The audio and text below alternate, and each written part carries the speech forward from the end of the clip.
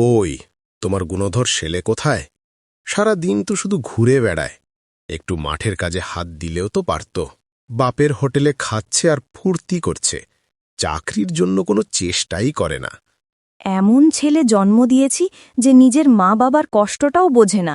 সারা দিন ফুর্তি করে ঘুরে বেড়াবে, কোনো চিন্তা ভাবনা নেই, শুধু সময় মতো এসে খেতে হবে আর তারপর আবার ফুর্তি। আমার মান সম্মান একেবারে ধুলোয় মিশিয়ে দিল। ওর সাথে যারা লেখাপড়া করত তারা এখন বড় বড় কোম্পানিতে চাকরি করছে, অনেকেই সরকারি চাকরিতেও আছে। আর আমাদের গুণধর ছেলে শুধু বাপের বোঝা হয়ে বাপের ভাত ধ্বংস করছে। এর থেকে তো অন্তত একটি মেয়ে হলে ভালো হতো, অন্তত বাড়ির কাজে হাত লাগাতো আমার সাথে। তোমার ছেলে বাড়িতে আসলে সরাসরি বলে দেবে এই বাড়িতে থাকতে হলে তাকে গতর খাটিয়ে টাকা ইনকাম করে আনতে হবে। এখন থেকে আর ফ্রিতে কেউ এই বাড়িতে একটা দানা পর্যন্ত পাবে না। এ কেমন সন্তানের জন্ম দিলাম আমি, যার কোনো চিন্তা ভাবনা নেই, কোনো চেষ্টাই করে না।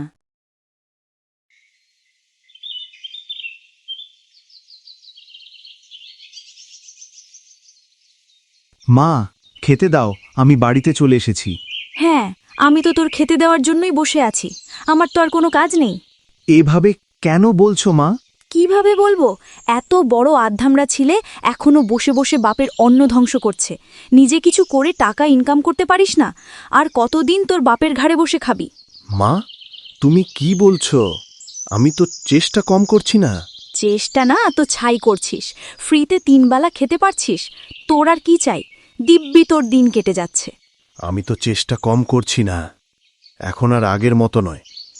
এখন যে কোনো চাকরি পেতে হলে মোটা অঙ্কের ঘুষ দিতে হয়।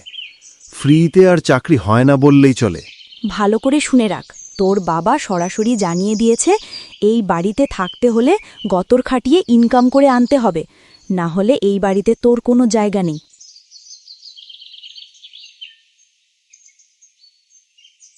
এত চেষ্টা করছি, তবুও কেন সফল হতে পারছি না? সরকারি বেসরকারি মিলিয়ে অনেক জায়গায় ইন্টারভিউ দিলাম, তবুও কোথাও থেকে একটি চাকরি পেলাম না। কিরে রতন, একা একা কি বলতে বলতে যাচ্ছিস? ও, তেমন কিছু না চাচা। ওরে, আমি ভাবলাম তুই চাকরি না পাওয়ার শোকে হয়তো পাগল হয়ে গেছিস। চাকরির জন্য চেষ্টা করছি তো, কিন্তু পাচ্ছি না। ওরে রতন, চাকরি সবার কপালে থাকে না। চাষির ছেলে চাষ করবে, তাই না? লেখাপড়া শিখে সাহেব হতে গিয়েছিলি। আমার ছেলেকে দেখ, আমার ছেলে সরকারি অফিসের বড় কর্মকর্তা। আপনার ছেলের মতো আমার কাছে অত টাকা নেই যে 15 লাখ ঘুষ দিয়ে সরকারি চাকরি করব। তার মানে তুই কি বলতে চাস আমার ছেলের কোলে যোগ্যতা নেই? চাচা, গ্রামের সবাই জানে যে আপনার ছেলে চাকরি কিভাবে পেয়েছে। এখনকার ছেলেপুলেরা কোনো শিক্ষা দীক্ষা নেই, যত সব। দাঁড়া, আমি তোর বাবাকে গিয়ে সব বলছি।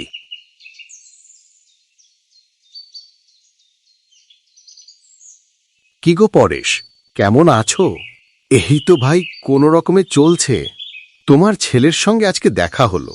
ওকে বললাম আমার ছেলের সঙ্গে যোগাযোগ করে একটা চাকরিতে ঢুকিয়ে দেব, কিন্তু তোমার ছেলে কোনো মতেই রাজি হলো না। কি বলছো?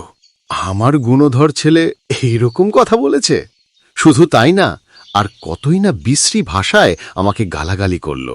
তোমার ছেলে বলল তার নাকি চাকরি করার দরকার নেই, সে ওইভাবেই দিন কাটিয়ে দেবে। আজ যদি ওকে হাতে পাই একেবারে শেষ করে দেব। আজ ওর একদিন, আমার একদিন। এভাবেই একটা শিক্ষিত বেকার ছেলের জীবন কেটে যায়। সে তার সর্বোচ্চ চেষ্টা করে একটি চাকরি জোগাড় করার জন্য, কিন্তু আশপাশের লোকজন ও পরিবারের সহায়তা না পেয়ে ধীরে ধীরে নিজেরই মধ্যে ভেঙে পড়ে, তিলে তিলে নিজেকে ধ্বংস করে ফেলে।